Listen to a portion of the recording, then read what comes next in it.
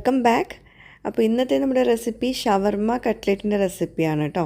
ഷവർമ്മൻ്റെ ടേസ്റ്റിൽ നമുക്ക് കട്ട്ലേറ്റ് തയ്യാറാക്കിയെടുക്കാൻ പറ്റും. അപ്പോൾ ഇഫ്താറിൻ്റെ സമയത്ത് ഈ ഒരു പീസ് കട്ട്ലേറ്റ് മതിയാവും, നമ്മൾ ഷവർമ്മ കഴിച്ച പോലെ തോന്നും. അപ്പോൾ ഷവർമ്മ ഫാൻസ് ഉണ്ടെങ്കിൽ തീർച്ചയായിട്ടും ഈ ഒരു രീതിയിൽ കട്ട്ലേറ്റ് ഉണ്ടാക്കി നോക്കൂ കേട്ടോ. അപ്പോൾ എന്തായാലും നിങ്ങൾക്ക് ഇഷ്ടമാവും. ഞാൻ കഴിഞ്ഞ പ്രാവശ്യം ഷെയർ ചെയ്ത റെസിപ്പി തന്നെയാണ്.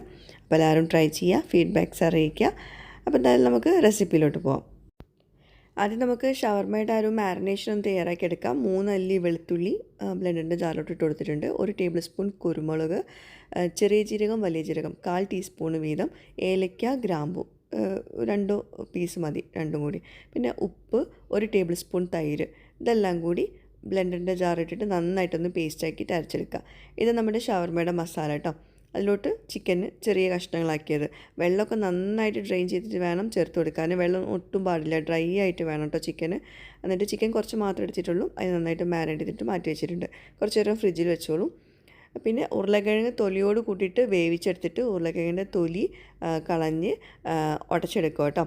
ഉരുളക്കിഴങ്ങ് വേവിക്കുമ്പോഴും ശ്രദ്ധിക്കുക, വെള്ളത്തോട് കൂടിയിട്ട് ഇങ്ങനെ ഉടച്ചെടുക്കരുത്.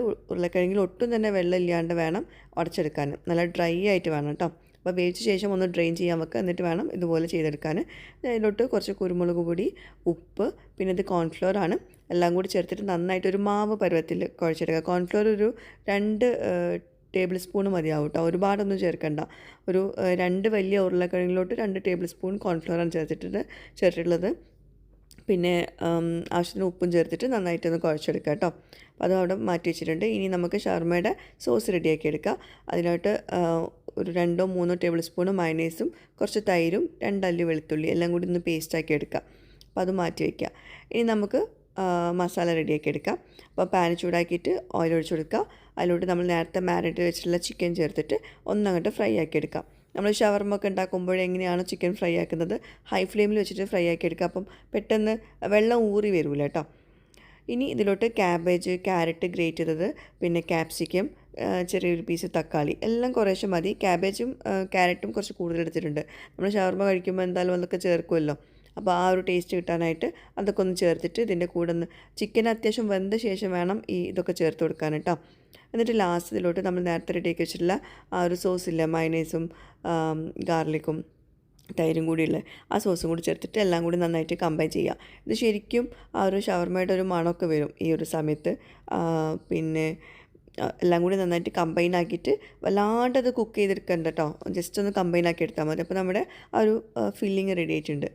ഇനി നമ്മൾ കട്ട്ലേറ്റ് ഉണ്ടാക്കുമ്പോൾ നമുക്ക് മുട്ട വേണമല്ലോ. അപ്പോൾ 2 മുട്ട ഒരു ബൗളിലിട്ടിട്ട് നന്നായിട്ട് ബീറ്റ് ചെയ്തെടുക്കുക. കുറച്ച് ഉപ്പിട്ട് കൊടുക്കുക കേട്ടോ.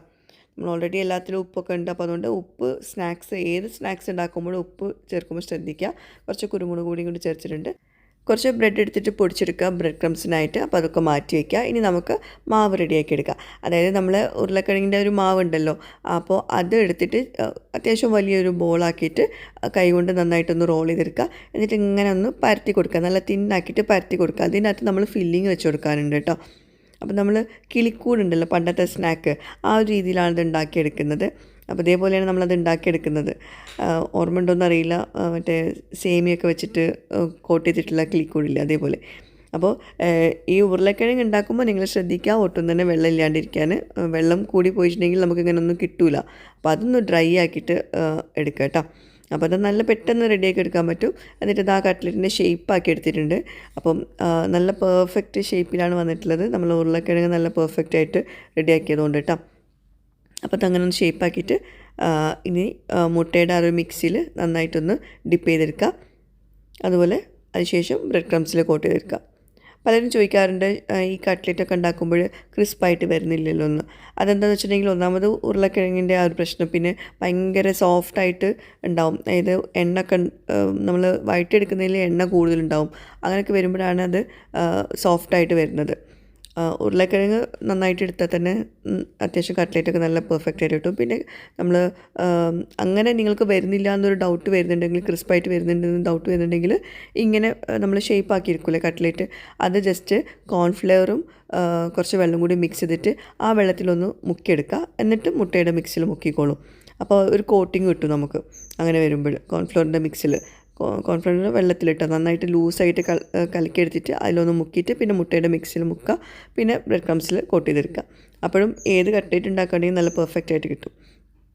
അപ്പോൾ ഇതാ നമ്മൾ കട്ട്ലേറ്റ് ഇവിടെ റെഡി ആയിട്ടുണ്ട്, ഷവർമ കട്ട്ലേറ്റ് ഇവിടെ റെഡി ആയിട്ടുണ്ട്. ഇതേപോലെ തന്നെ എല്ലാതും ചെയ്തെടുക്കുക കേട്ടോ. അടുത്തത് ഇതാ ഈ ഒരു പ്ലേറ്റിൽ കോൺഫ്ലവർ ആണുള്ളത്. നിങ്ങളിപ്പം ഉരുളക്കിഴങ്ങ് നമ്മളിങ്ങനെ സെറ്റാക്കുമ്പോൾ അഥവാ നിങ്ങൾക്കത് ടൈറ്റ് ആണെന്ന് തോന്നിയില്ല എന്നാണെങ്കിൽ ഇതുപോലെ കോൺഫ്ലവറിൽ ഒന്നായിട്ട് കോട്ട് ചെയ്തെടുക്കുക കേട്ടോ. ഒരുപാട് കോട്ട് ചെയ്യേണ്ട, ജസ്റ്റ് ഒന്ന് മുകളിലൊന്ന് കോട്ട് ചെയ്തെടുത്താൽ മതി. അല്ലെങ്കിൽ ഞാൻ നേരത്തെ പറഞ്ഞ പോലെ തന്നെ ആ ഒരു കോൺഫ്ലവറിൻ്റെ വെള്ളം കലക്കിയിട്ട് അങ്ങനെയും ചെയ്തെടുക്കുക. പക്ഷേ അതിനെക്കാട്ടിയും ഉരുളക്കിഴങ്ങിൽ വെള്ളം ഉണ്ടെന്ന് തോന്നുവാണെങ്കിൽ ഇതായിരിക്കും ബെസ്റ്റ് കേട്ടോ. രണ്ട് രീതിയിലും ചെയ്തെടുക്കാം. നമ്മൾ കട്ട്ലറ്റ് ക്രിസ്പായിട്ട് കിട്ടാൻ വേണ്ടിയിട്ട് കോൺഫ്ലവറിൻ്റെ വെള്ളത്തിൽ മുക്കിയെടുക്കുക. ഉരുളക്കിഴങ്ങിൽ വെള്ളം ഉണ്ടെന്ന് ഇങ്ങനത്തെ സ്റ്റെപ്സിൽ തോന്നുവാണെങ്കിൽ കോൺഫ്ലവറിലൊന്ന് കോട്ട് ചെയ്തെടുക്കുക കേട്ടോ. അപ്പോൾ നമ്മുടെ കട്ട്ലേറ്റ് ഇതാ എല്ലാം സെറ്റായിട്ടുണ്ട്. ഇത് കുറച്ച് നേരം ഫ്രിഡ്ജിൽ വെച്ചിട്ട് ഫ്രൈ ആക്കുന്നതായിരിക്കും ഏറ്റവും ബെസ്റ്റ്. അപ്പം നല്ല പെർഫെക്റ്റ് ഷേപ്പിൽ കിട്ടും. ഉടൻ തന്നെ ഫ്രൈ ആക്കുന്നതിലും നല്ലത് കുറച്ച് നേരം ഫ്രീസറിൽ ഒരു 10-15 മിനിറ്റ് ഫ്രീസറിൽ വെക്കുക. അപ്പോൾ ഒന്ന് സെറ്റായിട്ടുണ്ടാവും. എന്നിട്ട് നമ്മൾ നല്ല ചൂടുള്ള എണ്ണയിൽ, അത്യാവശ്യം എണ്ണയിൽ വറുത്ത് കോരുന്നതാണ് നല്ലത് കേട്ടോ. ഷാലോ ഫ്രൈ ചെയ്യുമ്പോൾ നമുക്ക് എല്ലാ വശത്തും നന്നായിട്ട് കിട്ടില്ല, നല്ല വൃത്തിയിൽ കിട്ടില്ല. അപ്പം ഡീപ് ഫ്രൈ ചെയ്യുമ്പോൾ എണ്ണ നല്ല ചൂടുണ്ടായിരിക്കണം. ഒരു മീഡിയം ഹൈ ഫ്ലെയിമിൽ തന്നെ വെക്കണം. എണ്ണ ചെറിയ ഫ്ലെയിമിൽ വെക്കുമ്പോൾ എന്ന് വെച്ചാൽ കുറേ എണ്ണ വലിച്ചെടുക്കും, ഈ ഉരുളക്കിഴങ്ങാണെങ്കിലും ബ്രെഡാണെങ്കിലും ഒക്കെ. അപ്പോൾ അതൊന്ന് ശ്രദ്ധിക്കാം. അപ്പോൾ ഏത് കട്ട്ലേറ്റ് ആണെങ്കിലും നിങ്ങൾ പെട്ടെന്ന് വറുത്ത് കോരുന്നതാണ് നല്ലത്.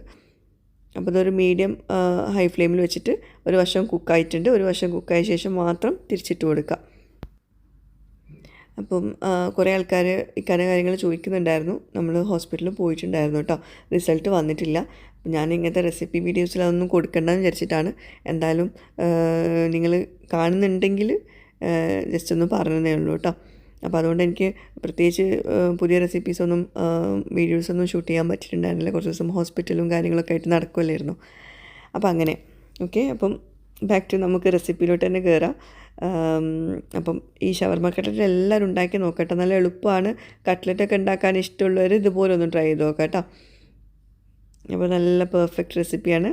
കണ്ടോ, അകത്ത് നല്ല ക്രീമി ആയിട്ടുള്ള നമ്മുടെ ഷവർമയുടെ ആ ഒരു ചിക്കനും ആ ഒരു സോസും എല്ലാം കൂടി നല്ല ടേസ്റ്റാണ് അത് കഴിക്കാൻ കേട്ടോ. അപ്പോൾ ഷവർമ കഴിച്ചൊരു ഫീൽ ഉണ്ടാവും ഈ ഒരു കട്ട്ലറ്റ് കഴിക്കുമ്പോൾ. അപ്പോൾ എല്ലാവർക്കും ഇഷ്ടമായിട്ടുണ്ടാവും വിശ്വസിക്കുന്നു. എല്ലാവരും ട്രൈ ചെയ്യുക, ഫീഡ്ബാക്ക്സ് അറിയിക്കുക. പുതിയൊരു വീഡിയോയുമായിട്ട് വ്ളോഗുമായിട്ടൊക്കെ വരുന്നവരേക്കും ബൈ. Thank you.